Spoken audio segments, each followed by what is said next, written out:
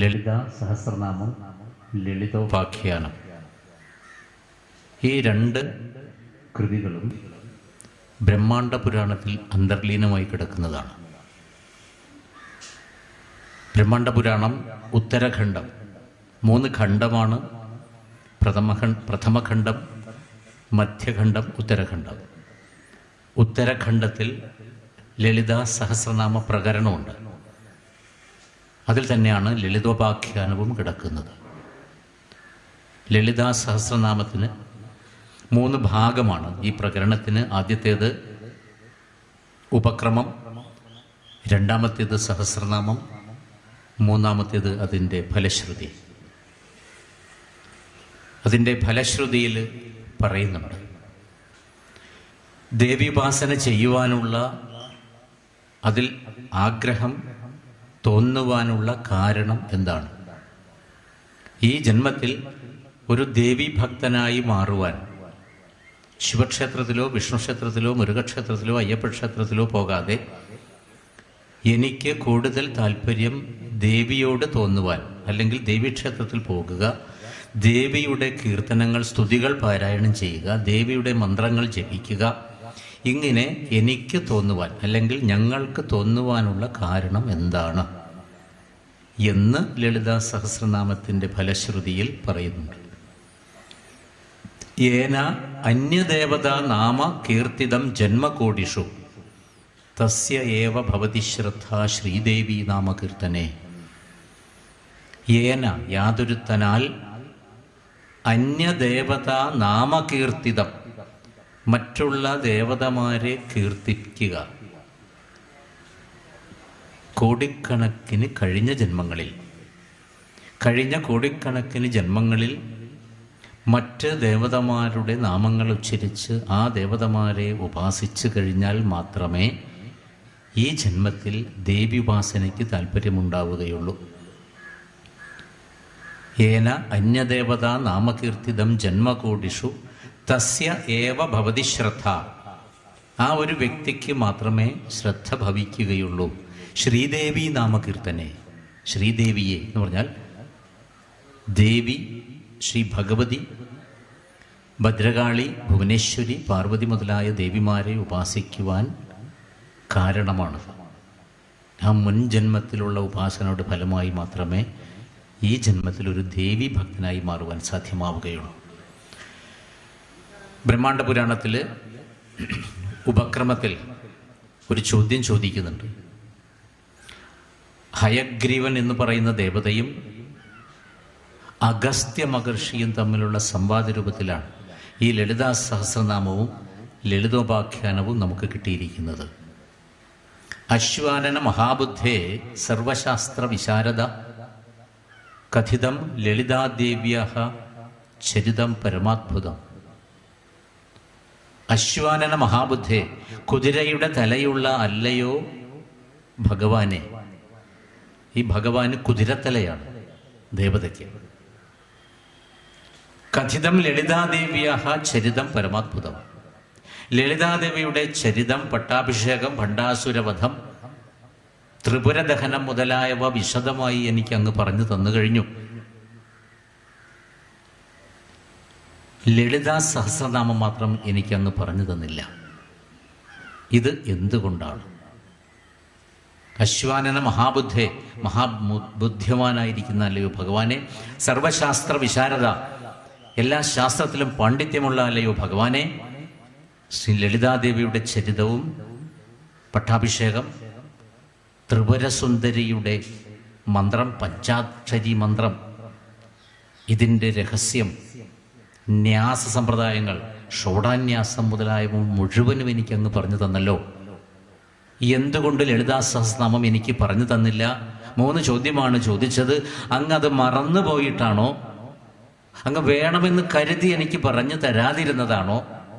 ഞാനത് കേൾക്കുവാൻ അർഹതയില്ലാഞ്ഞിട്ടാണോ?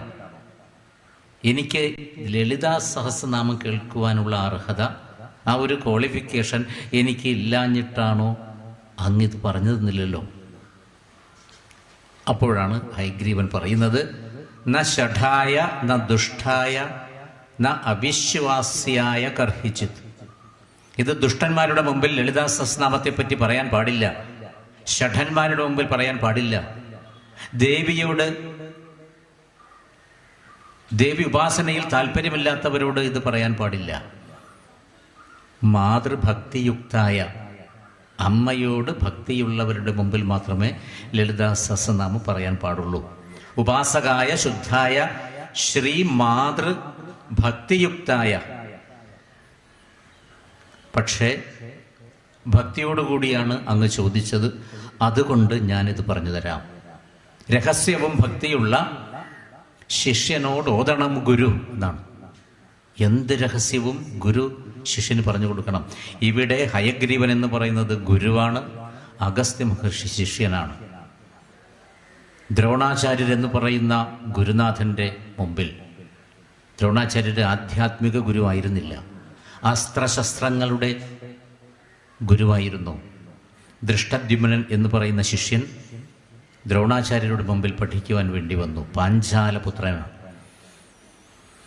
ഈ ശിഷ്യനെ കണ്ട സമയത്ത് തന്നെ ദ്രോണാചാര്യർക്ക് മനസ്സിലായി, മഹാഭാരത യുദ്ധത്തിൽ എന്നെ കൊല്ലുവാൻ വേണ്ടി നിശ്ചയിച്ചിട്ടുള്ള യോദ്ധാവാണ് ഈ വരുന്ന, എന്നോട് ശിഷ്യത്വം സ്വീകരിക്കുവാൻ വേണ്ടി വരുന്ന ഈ ദൃഷ്ടദ്യുമ്നൻ എന്നത് ദ്രോണാചാര്യർക്ക് മനസ്സിലായി.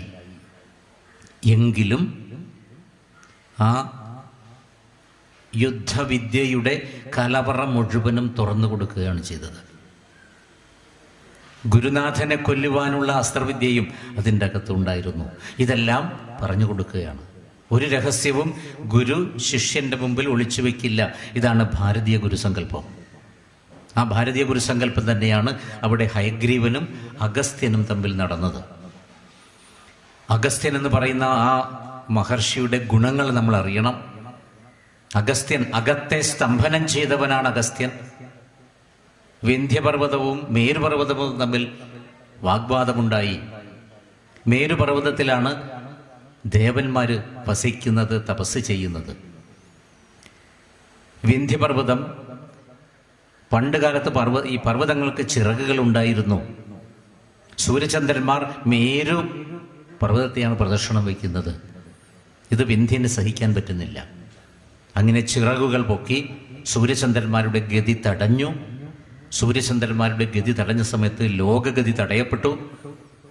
ഈ സമയത്ത് ദേവന്മാർ അഗസ്ത്യ മഹർഷിയോട് പറയുകയാണ്, ഈ വിന്ധ്യപർവ്വതത്തിൻ്റെ അഹങ്കാരം നശിപ്പിക്കുക.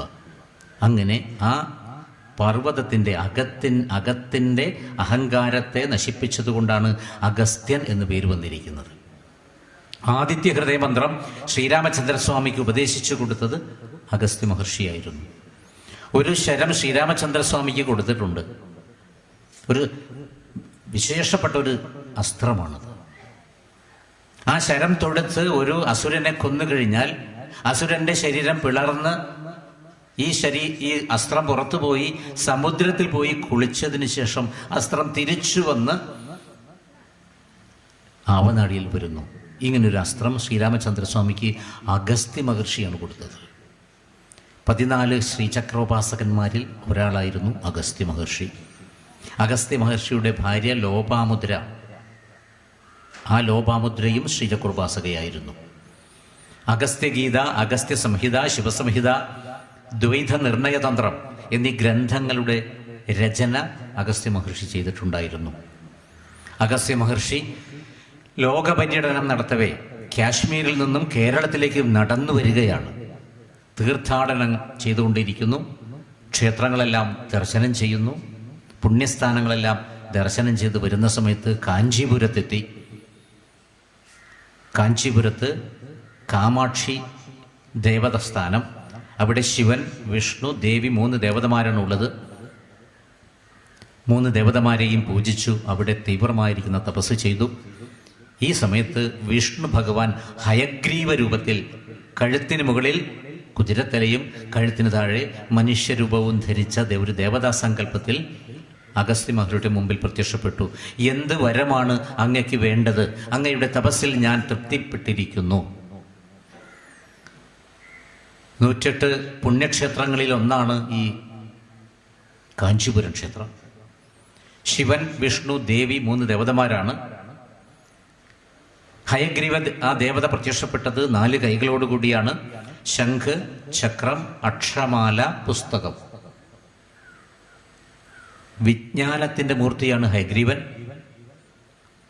എന്ത് വരമാണ് അങ്ങക്ക് വേണ്ടതെന്ന് ചോദിച്ച സമയത്ത് അഗസ്ത്യൻ പറയുകയാണ്, ഈ ലോകത്ത് മനുഷ്യർ ഭക്ഷണസുഖത്തിലും വിഷയസുഖത്തിലും ഒഴുകിക്കൊണ്ട് ജീവിക്കുന്നു. ഇവരെ ഉദ്ധരിക്കുവാൻ വേണ്ടി ഞാൻ എന്താണ് ചെയ്യേണ്ടത്?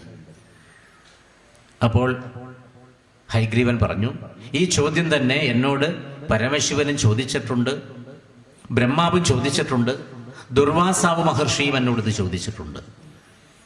ഈ സമയത്താണ് പറയുന്നത്, ത്രിപുരാരാധനം വിന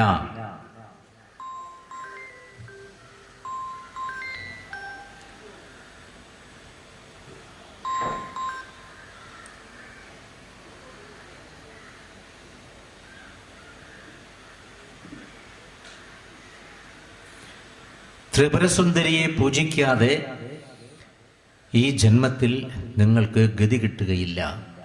കലവും ചണ്ഡി വിനായകവും. കലിയുഗത്തിൽ ദേവിക്കും ഗണപതിക്കുമാണ് പ്രാധാന്യം കൊടുക്കേണ്ടത്. ഇതാണ് ഹയഗ്രീവൻ അഗസ്ത്യ മഹർഷിയോട് പറഞ്ഞത്. കുറെ കാര്യങ്ങളെല്ലാം പറഞ്ഞതിന് ശേഷം ഇനി കൂടുതൽ അറിയുവാനുണ്ടെങ്കിൽ എൻ്റെ അംശാവതാരമായിരിക്കുന്ന ഹയഗ്രീവ ഋഷിയെ ഞാനിവിടെ വിളിച്ചു വരുത്താം. ആ ഋഷിയോട് എല്ലാ കാര്യങ്ങളും ചോദിച്ചു കൊള്ളുക. ഇവിടെ നമ്മൾ ശ്രദ്ധിക്കാനുള്ളത്, ഹയഗ്രീവൻ എന്ന് പറയുന്ന ഒരു അസുരനുണ്ട്, ഒരു മഹർഷിയുണ്ട്, ഒരു ദേവതയുണ്ട്. ഹയം എന്നാൽ കുതിര, ഗ്രീവം കഴുത്ത്. കഴുത്തിന് മുകളിൽ കുതിരയുടെ രൂപവും കഴുത്തിന് താഴെ മനുഷ്യരൂപവും. ഇങ്ങനെ ഒരു ദേവത, ഒരു അസുരൻ, ഒരു മഹർഷി. ഈ ദേവതയാണ് അഗസ്ത്യ മഹർഷിയുടെ മുമ്പിൽ പ്രത്യക്ഷപ്പെട്ടു. അതിനുശേഷം ബാക്കി എല്ലാ കാര്യങ്ങളും, ലളിതാ സഹസ്രനാമം ഉൾപ്പെടെയുള്ള എല്ലാ രഹസ്യ സ്വഭാവമുള്ള എല്ലാ കാര്യങ്ങളും എൻ്റെ അംശാവതാരമായിരിക്കുന്ന ഹയഗ്രീവ ഋഷി പറഞ്ഞു തരുമെന്ന് പറഞ്ഞ് ദേവത ഹയഗ്രീവൻ തിരോധാനം ചെയ്തു. അങ്ങനെയാണ് ബാക്കി എല്ലാ കാര്യങ്ങളും പറഞ്ഞു കൊടുത്തത്.